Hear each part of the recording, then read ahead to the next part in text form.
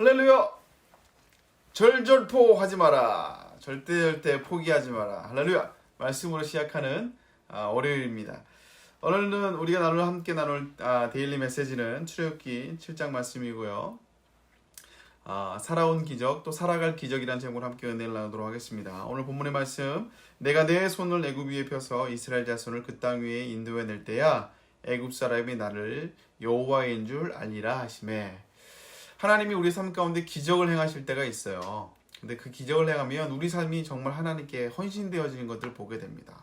너무 기쁘고 감격스럽고 또 하나님께 헌신되어지죠. 그런데 기적이 계속 우리 삶 가운데 일어나면 참 좋은데, 근데 그 기적보다 더 중요한 게 있다라는 거예요. 그게 뭐냐면 그 안에 하나님의 뜻이 숨겨져 있고 하나님의 의도가 숨겨져 있다라는 거예요. 그냥 하나님이 우리 삶 가운데 기적을 베풀지 않습니다. 그래서 오늘 본문에 나왔던 말씀에도 나를 여호와인 줄 알리라 하시매, 하나님이 누군지 여호와임을 알려주기 위해서 하나님이 기적을 행했다고 말씀하고 있어요. 그래서 오늘 어쩌면 우리가 지금 코로나 시대를 살아가면서 정말 기적이 없는 시대를 살아가고 있는 것 같습니다. 도대체 하나님이 그렇게 응답도 하지 않는 것 같고, 정말 내 삶이 너무 기적을 경험하는 그런 정말 스펙타클한 삶이 아니라, 정말 감격의 삶이 아니라 너무나 그냥 하루하루를 버텨나가야 되는, 기적이 없어진 것 같은 그런 삶을 살고 있는 때예요. 그러나 여러분, 기적이 있으면 좋을 것 같지만 더 중요한 건 그 안에 담겨진 하나님의 뜻을 발견하는 겁니다. 그래서 오늘 말씀을 통해서 우리 몇 가지 이 기적을 통해서 주셨던 나타났던 사람들의 반응들을 좀 살펴보기를 원하는데요. 첫 번째는 이 기적 가운데 첫 번째, 두 번째 기적, 이 피 그리고 개구리 재앙에 모세도 이 기적을 행하지만 동일하게 애굽의 술사들도 똑같이 흉내내는 것을 보게 돼요.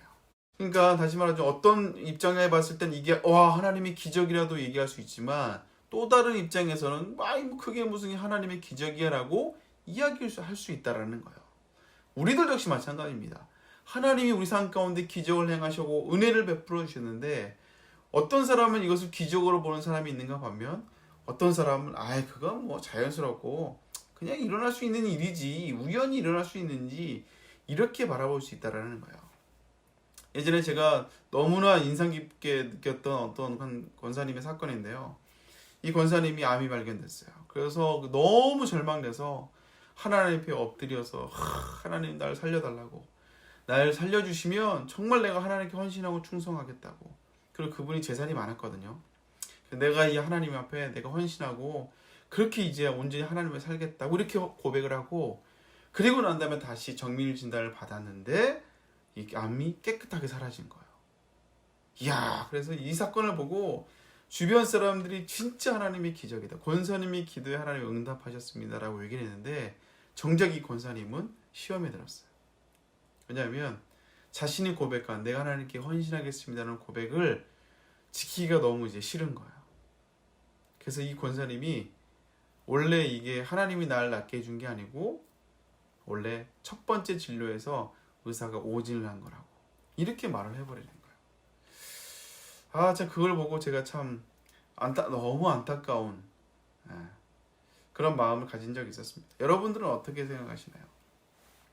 그런 예들이 있잖아요. 예전에 제가 우리 아들, 둘째 아들 선민이가 어렸을 때, 갓난아이였을 때 집에 갔더니 우리 아내가 이제 선민이가 열이 나서 이제 병원을 갔다 왔다는 거예요. 제가 가보니까 어때라고 물어봤더니 아이가 열은 나는데 애가 힘이 없고 열도 나고 힘도 없고, 근데 그렇게 심하게 아픈 건 아닌데 영 애가 기운이 없다고. 그래서 제가 우리 선민이가 너무 불쌍해가지고 너무 안쓰러워서 제가 품에 안고 안수 기도를 해주면서 그때 하나님께 이렇게 기도를 했어요. 하나님, 우리 선민이를 하나님 치유해 달라고. 그러면서 제가 하나님께 치유해 주시면 하나님이 치유해 주신 줄 알고, 그때 제가 몰래 모아놨던 비상금이 있었거든요. 그걸 내가 하나님께 다 드리겠다고.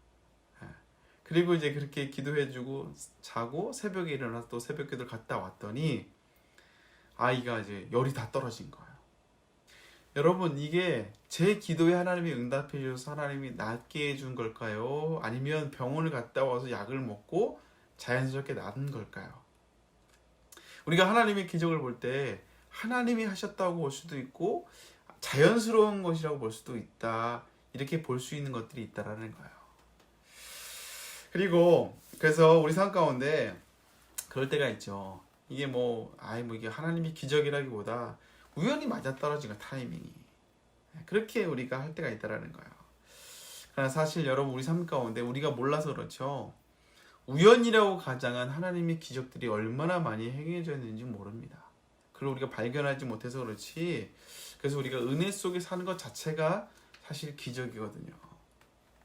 그리고 두 번째, 이 재앙 앞에, 이 기적 앞에 또 두 번째 반응은요.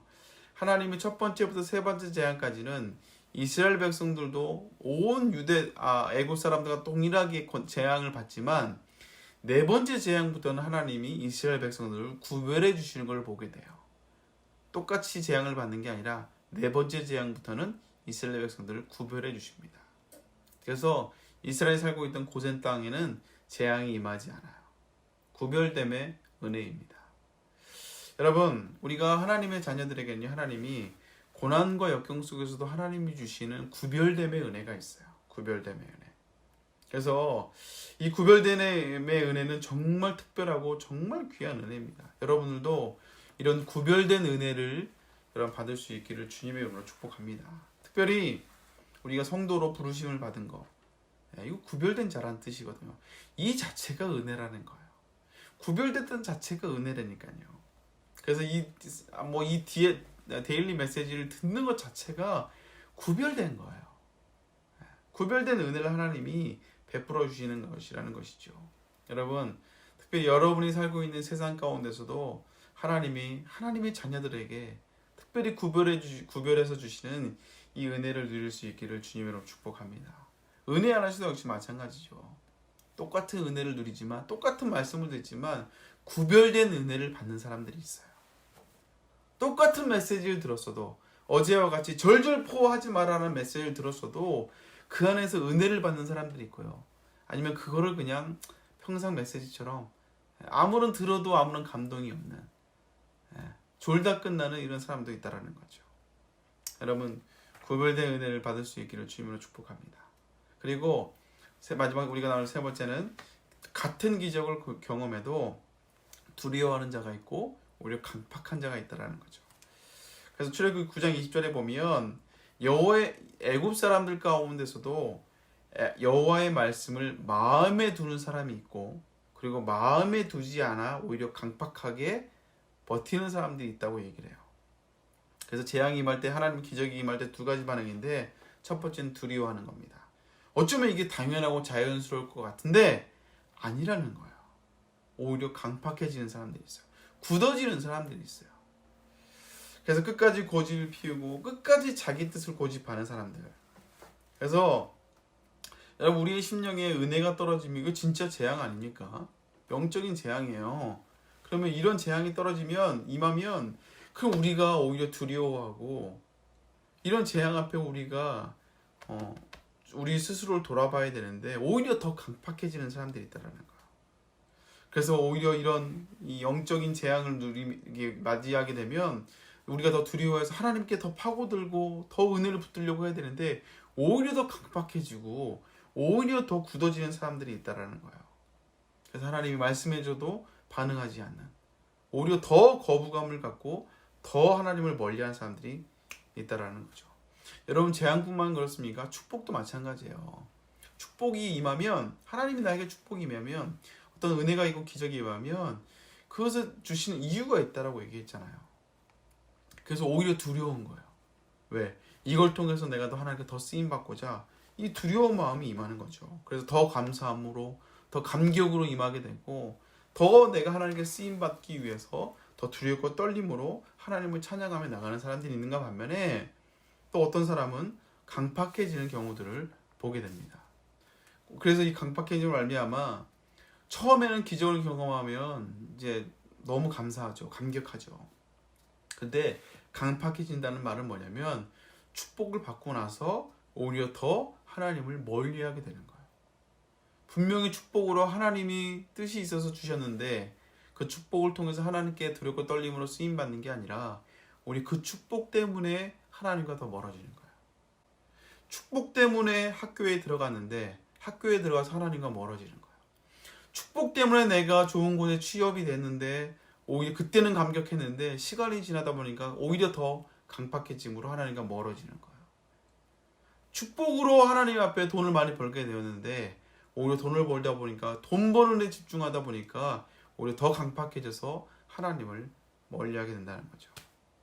여러분, 우리가 지금 코로나 시대를 살아가면서 정말 기적을 경험하기보다 어쩌면 지금은 버텨야 되는, 견뎌내야 되는 시대를 우리가 지금 살아가고 있습니다. 그러나 여러분, 기적은 지금도 존재해요. 어쩌면 우리가 내 삶 가운데 갑작스러운 변화들만, 내가 원했던 것이 되는 것들만 기적이 아니라, 죽을 뻥에 걸렸다가 낫는 것들만 기적이 아니라, 어쩌면 우리가 하나님의 자녀가 된 것, 그리고 이 자리에 우리가 함께 말씀을 나누는 것 자체가 우리가 기적 안에 있는 거예요. 그래서 우리가 당연시 여겼던 것들이 우리는 이미 하나님의 은혜 안에 머물고 있는 기적을 누리고 있는 상황이라는 것이죠. 돌아가셨지만 장령이라는 그런 작가가 쓴 수필집이 있습니다. 살아온 기적, 살아갈 기적이라는 책이에요. 그래서 그분이 이렇게 고백을 합니다. 암을 3번이나 앓았던 분이거든요. 근데 그분이 뭐라고 하냐면, 그때는 너무나 힘들었지만, 그러나 아파서 하루하루 어떻게 살까를 노심초험에 버텨냈던 날들이 돌아보니까 다 기적 같은 삶이었다 이거예요. 살아온 기적이 있었다는 거죠. 그리고 그 살아온 기적으로 또 내가 살아갈 날들이 다 기적이 된다는 거예요. 이 말은 뭐냐? 내 삶 가운데 엄청난 기적이 매일 오지 않다 할지라도 어쩌면 내가 지금 하루하루 버티고 살아가는 것들이, 이것들이 어쩌면 다 살아가는 기적이라 이거예요. 그리고 그 기적들이 이제 앞으로 내가 살아가야 될 또 삶의 기적들을 만들어낸다는 것입니다. 오늘 담임 목사님이 절절포 신앙을 선포하셨어요. 절대로 포기하지 말라. 코로나 상황처럼 정말 힘들지만 때로는 우리가 하나님 앞에 포기하고 싶을 때가 있고 소망을 이야기하고 싶지가 않을 때가 있지만, 그러나 오히려 포기하지 말고 믿음으로 씨를 뿌리라 이거예요. 우리가 그래서 낙심치 아니하면 때가 이름에 하나님 반드시 거두게 하신다고 말씀하고 있습니다. 여러분, 오늘 우리가 버티며 살아가는 하루하루가 살아가는 것이 다 기적이에요. 그리고 그 기적으로 말미암아 앞으로 우리가 살아갈 그 기적을 또 만들어내게 되는 하나의 밑거름이 있다는 사실입니다. 여러분, 2020년 우리가 힘들게 정말 버티며 살아왔지만 그러나 이 자체가 기적이에요. 그리고 또 내년에 하나님이 새롭게 부으실 하나님의 기적, 또 우리가 살아가야 될 기적을 또 고백하며 선포하며 살아가는 우리 청년들 될 수 있기를, 그 기적의 주인공이 될 수 있기를 주님의 이름으로 축복합니다.